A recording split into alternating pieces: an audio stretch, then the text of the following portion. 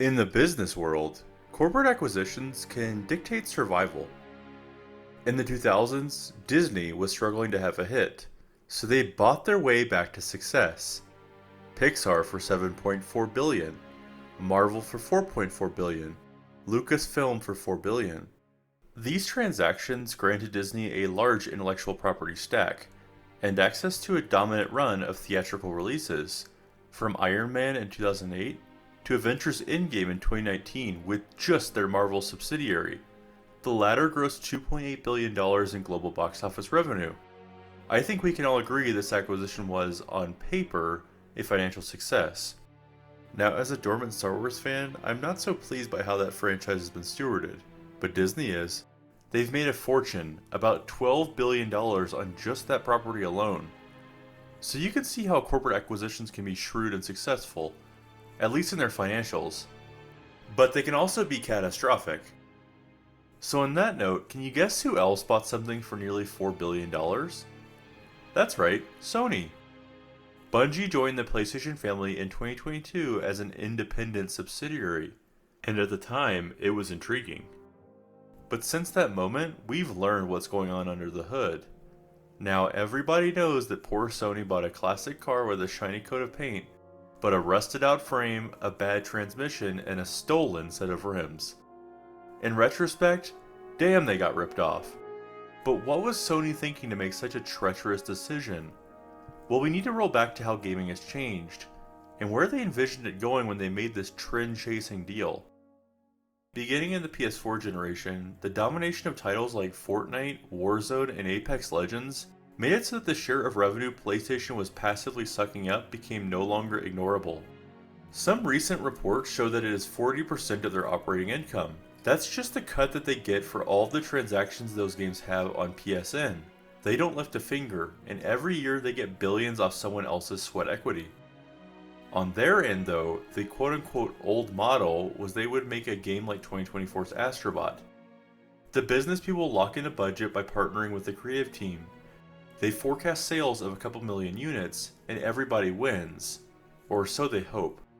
There'd be residual sales for years to come at a deeply discounted price, but the gravy train ends pretty quickly after launch.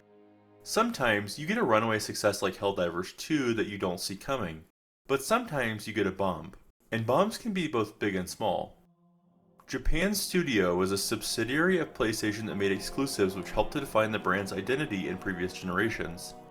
These included well-known titles like Shadow of the Colossus or The Last Guardian. There was fan adoration, but also long development times and unexceptional sales. One of their last games, Gravity Rush 2, garnered a positive critical reception, but sold just a few 100,000 copies. Ultimately, they were not profitable enough, and Sony rolled up the studio into Asobi, the Astrobot team, and cancelled many employee contracts. At this time, Sony executives also became wary of these volatile and small-scale projects. They wanted their own Fortnite, all of the profit share and no risk of Epic Games pulling it from their platform one day. So as a result, during the PS5's 5-year lifespan, we've gotten cross-gen games, but few exclusives that distinguish the machine. The reason for that is Sony pivoted entirely to making a style of game they weren't familiar with, the live service game. Hell, they'd never even had a true first-person shooter that was a hit. And no, before you type in the comments, Killzone wasn't one. So this was a risky gamble, but the reward could be a business-changing success. Just look at how Fortnite transformed Epic Games from the Gears of War maker to an industry titan. One major problem: Sony quickly realized during development that they didn't have the in-house expertise. So what do? Buy someone that does. And that's where Bungie comes in. Now I love Bungie, historically. I bought an Xbox to play Halo, and it was my favorite gaming franchise. I even read the books because I was so enamored by what Bungie made. But they had the intelligence to move on and make Destiny.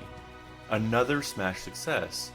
And Destiny had a long arc, with Destiny 2 and numerous expansions loved by fans. Remember, it is very rare to make two sets of new IP back to back, and have both be wildly successful. This was a unicorn studio in the games business. However, all good things run their course, and Destiny was no exception. Sure, when the Witch Queen expansion launched in 22, Many said it was among the finest in the game's long run, but within the next year it waned in popularity. Nearly half of the player count dropped off, and the first round of layoffs started. And then another round of layoffs. Hundreds of employees terminated. From its headcount of 1,600 prior to the first layoffs in October 2023, it was reported the studio shed at least half its talent, shrinking from both layoffs and the absorption of talent into other PlayStation studios. Keep in mind, part of the acquisition was a $1.2 billion package for employee retention, so that key people didn't just jump ship with a briefcase full of money. So you brought in supposed experts, paid them a fortune to stay, and then started doing layoffs. Another aspect is, Bungie just isn't Bungie anymore. Some of the people that made Halo and even launched Destiny are long gone.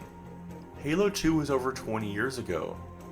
Sony bought into myth-making and drank the Kool-Aid.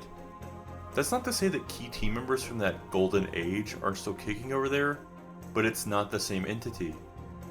And then there's Marathon, their next game, maybe? Our live service subject matter experts are going to make us a new juggernaut money printing machine. Bungie magic, right? Well, a few months back there was a closed alpha that had a tepid response. Many weren't sold on if the extraction shooter format was going to really work for them. The art style was contentious, but that wasn't exactly the primary issue with it.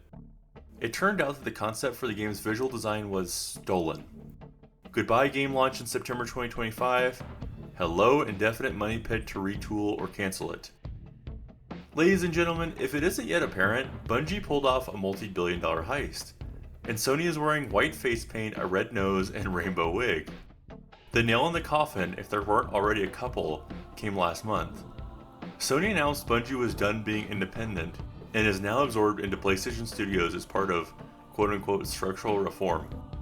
I hope it's apparent this is the big bump, an acquisition gone terribly wrong. Good on Sony for trying something new with live service games, I think. But the initiative has failed miserably.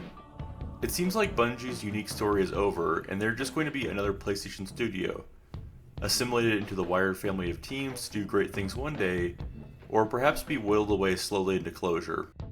This past generation has been interesting, because we've seen a lot of the decision making behind the curtain, and it hasn't been very good at Sony or Microsoft with their slew of purchases. But I think it's an interesting cautionary story to tell, because in some way, it defines the PS5 generation, both the promise and the failure to deliver. It's also how you get over your skis, spend billions on a studio that's a shell of its former self, and if you're the PlayStation CEO, quote unquote leave the company over it. So if you liked this video, don't forget to hit the like button and subscribe to see more insightful content like this. Thanks for watching!